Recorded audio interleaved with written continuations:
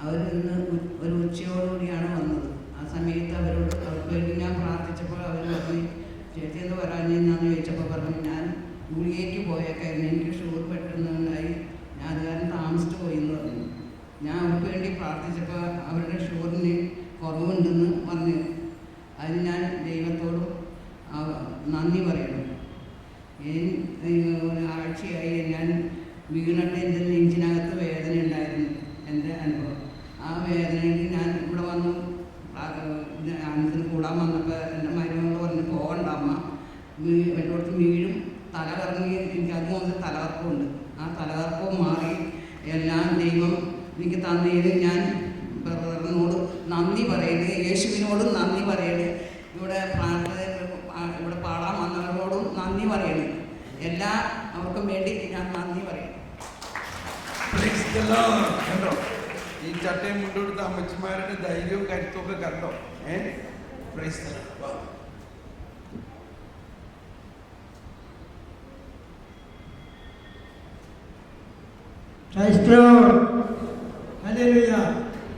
ഞാൻ ആദ്യമായിട്ട് പ്രാർത്ഥിച്ചത് ആന്റണി എന്ന ഒരു സഹോദരനാണ്. ആ സഹോദരനെ പ്രാർത്ഥിച്ചുകൊണ്ടിരുന്നപ്പോൾ ഒരു അന്ധകാരമാണ് തോന്നിയത്. അത് കഴിഞ്ഞപ്പോൾ ആ സഹോദരനല്ല, ഒരു മകനെ കൈ പിടിച്ചുകൊണ്ട് പോകുന്നു.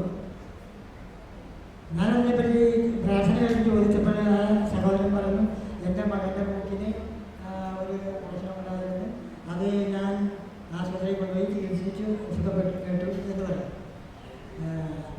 അപ്പോൾ കർത്താവിൽ വിശ്വസിച്ച് പ്രാർത്ഥിച്ചാൽ സൗഖ്യം പ്രാപിക്കും എന്നുള്ള ഒരു ഉത്തമ ബോധ്യം ആ സഹോദരനുണ്ടായി. പിന്നെ രണ്ടാമത് മോൻസി എന്ന് പറയുന്ന ഒരു സഹോദരനെ ആണ് പ്രാർത്ഥിച്ചത്. ആ അത് പ്രാർത്ഥിച്ചുകൊണ്ടിരിക്കുമ്പോൾ ഒരു അപകടം സംഭവിക്കുന്നതാണ്. ഒരു വണ്ടി വന്ന് ഇടിക്കുന്നതായിട്ടാണ് എനിക്ക് അനുഭവപ്പെട്ടത്. ഞാനതിനെ പറ്റി ചോദിച്ചപ്പോൾ ആ സഹോദരൻ പറഞ്ഞു, വർഷങ്ങൾക്ക് മുമ്പ് ഒരു ആക്സിഡൻ്റ് ഉണ്ടായതാണ്. ഇപ്പോൾ ആ വശം ഒരു വശം മുഴുവനും താഴാനും ഇരിക്കുകയാണ്. അപ്പോൾ കുറച്ച് സൗഖ്യമുണ്ട്. ഞാനെന്നിട്ട് കൈവച്ച് പ്രാർത്ഥിച്ച് കഴിഞ്ഞപ്പോൾ ആ സഹോദരൻ പറഞ്ഞു, ഇപ്പോഴേ അല്പം ആശ്വാസം തോന്നുന്നുണ്ട്. നേരത്തെ ഞാൻ 2 ദിവസമായി ഇവിടെ വന്നിട്ട് അതിൽ നിന്നും വളരെയധികം ആശ്വാസം തോന്നുന്നുണ്ട് എന്ന് പറഞ്ഞു. ഞാൻ പറഞ്ഞു, കർത്താവിൽ ആശ്രയിക്കുക, പ്രാർത്ഥിക്കുക, കർത്താവിനോട് ചേർന്ന് പ്രാർത്ഥിക്കുമ്പോൾ അസുഖം മാറും. ചേട്ടൻ ഈ ധ്യാനം കഴിഞ്ഞ് പോകുമ്പോൾ സുഖമായി നടന്നു പോകും എന്ന് പറഞ്ഞു. മനസ്സിലോൻ കർത്താവിന് നന്ദി പറയുന്നു. അടുത്താൾ വരാം. ഇനി വരാനുള്ള ആൾക്കാർ വന്നിവിടെ മുമ്പിൽ ഇരിക്കുക, സമയം ലാഭിക്കാൻ വേണ്ടി. എനിക്ക് വേണ്ടി പ്രാർത്ഥിച്ച എൻ്റെ സഹോദരന്മാർ പറഞ്ഞു, എൻ്റെ വശത്തുള്ള വേദന യേശുവെടുത്ത് മാറ്റി, അതുപോലെ കാലിൻ്റെ വേദന യേശുവെടുത്ത് മാറ്റി. പിന്നെ എൻ്റെ അമ്മയെ കാണുന്നു, അമ്മയുടെ കണ്ണീര് കാണുന്നു. അപ്പം അമ്മയ്ക്ക് വേണ്ടി പ്രാർത്ഥിക്കാൻ പറഞ്ഞു.